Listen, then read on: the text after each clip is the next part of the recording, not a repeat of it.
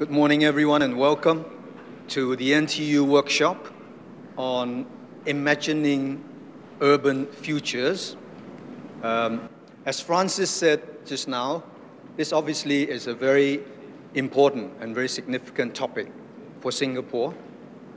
It goes without saying how necessary it is for us to consider and discuss all the options that are available to us and to indeed imagine and think up new options that may not even be obvious in the present situation for all the opportunities and challenges that are facing us in the domain of urban planning and urban living, from public transport to living spaces, from healthcare to environmental sustainability and so on, So there's a whole variety of issues and challenges for which we need to find solutions, for which we need to imagine and explore possibilities. So I am very much in support and in favor of organizing an academic conference or symposium or workshop on this issue, and I'm very glad that Francis and his team has taken on this important task and spending a lot of time over the last few months to put together what we have now today, which is not only an academic symposium in the usual sense, but something that goes further than that. When I look at the program of the workshop, I'm struck by several features which all suggest to me that this is going to be a workshop with a difference. It's not the usual academic conference that we're used to, where a bunch of scholars come up and give, learned speeches and so on. Of course, nothing wrong with that, absolutely good. On the other hand, for an important topic like the one that we have today, we want to involve more people. The whole point of putting Singapore's urban futures on the agenda, if you like, is to involve more people, not only from within the University of NTU, but we've also invited participants and scholars from the other universities, from NUS and other universities. But beyond that, we also have been able to involve practitioners and citizens and active members of civil societies and NGOs and so on. And to some extent, of course, as Francis said, the National Library is involved in all this work, being one of the sponsors and supporters. Why? Because we all share the belief that these issues that are facing us for urban planning and urban development and urban living are real issues that will impact upon all of us in Singapore. It's not an issue reserved for the privilege of the academics. These are real big issues that impact upon the society as a whole. And so as we move forward into the future and as we explore more of these possibilities, we want greater participation. We want more people to be coming forward, if you like, and offering what they think could be a better future in this way and that, and to be able and willing to share their ideas and discuss their ideas. And so here comes the first feature that I noticed about this workshop is the title, of course. It's called Memes, Schemes and Dreams, which I think is a fascinating title. I love it not only for its rhyming scheme, no puns intended, but also for its evocativeness, okay? For being so suggestive of possibilities, of new ideas, and of, indeed, the importance of sharing and discussing those ideas. Because, as we know, in Richard Dawkins' idea of the meme, we're talking about ideas that will travel, if you like, and ideas which will also compete and converse with each other in such a way that over time And in the course of discussing and debating these ideas, we will see natural selection, in some form of natural selection, taking place, taking its course in the social and cultural arena, similar to the biological world, where genes pass on and evolve and mutate and so on, okay?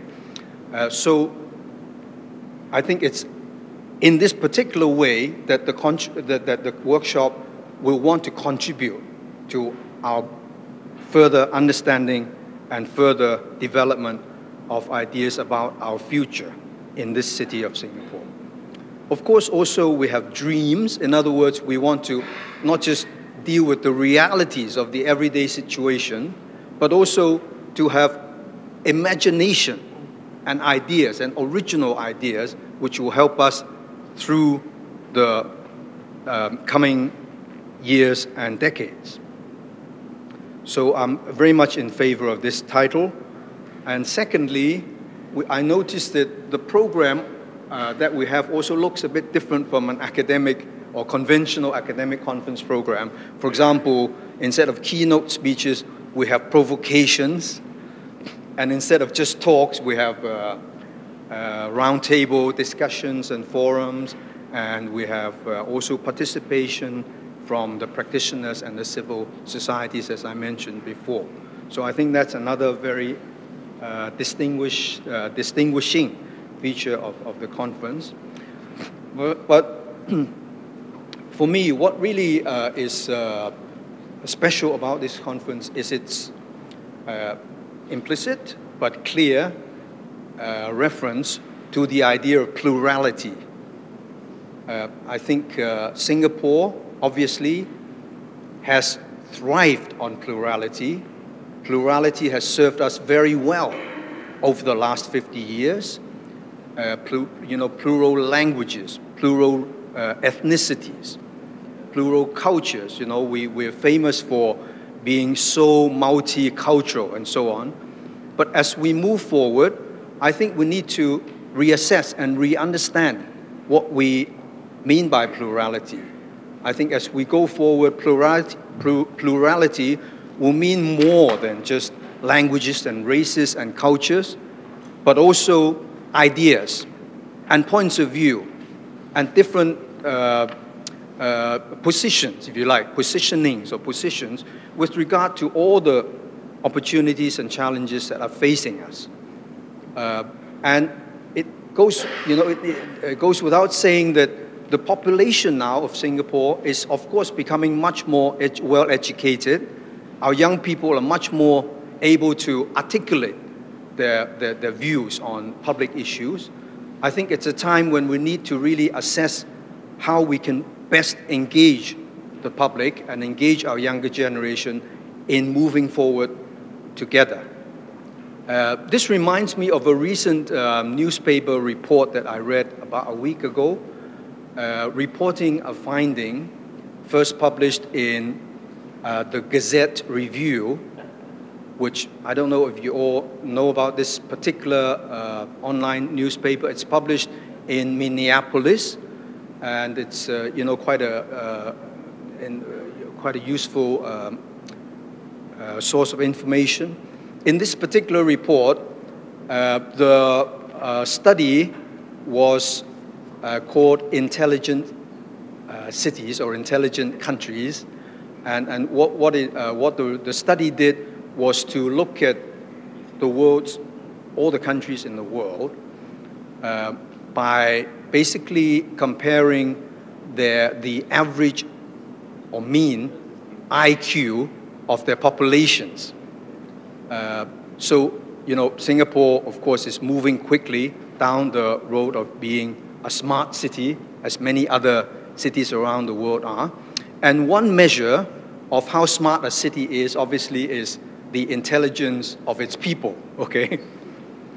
We all know, how the notion of IQ is fraught with problems. I don't say, that this report necessarily, definitively tells us about how intelligent cities are. Nevertheless, I think it's a measure, it's one measure of something that presumably will be, relevant to the education level and so on of the different cities and countries around the world. And interestingly, the top 10 countries on the list, according to this study in 2016 or 2015 maybe, came out in a very, the way that these countries are distributed comes out to be, to form a very interesting pattern. The top 5 are all from Asia, and the next 5 are all from Europe, continental Europe. Okay, so top 5, Hong Kong, South Korea, Japan, Taiwan, and Singapore. Next 5, I think the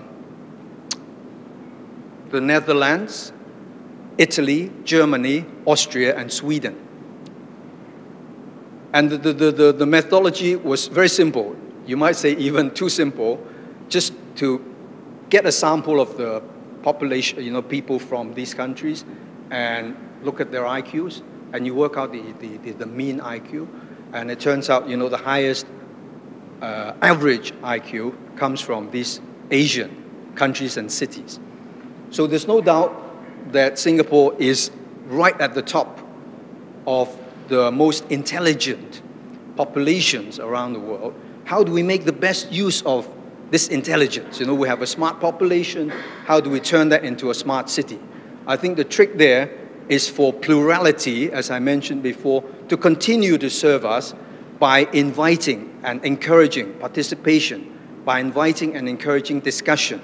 And in the course of debating and discussing, as I said, the good ideas will prevail. The memes will evolve and take their courses of development and so on. And in time, we will find all the best solutions that we can find to all our questions and problems and challenges in Singapore. So with that, I would like to just say a few words of thanks to the organizers of the workshop. Francis has already introduced them to us. Maybe not all of them, but I would like to thank Francis for leading the team, and thank David Sadoway here for doing a lot of the organization work, and for Michelle, who's going to chair the discussion and the roundtable session after the next speech, and all the other members on the team. And also a big thank you to our invited speakers and guest speakers, and also the practitioners and members of the public who have come to join us in the workshop. Together, I'm sure we'll make this workshop a great success. Thank you.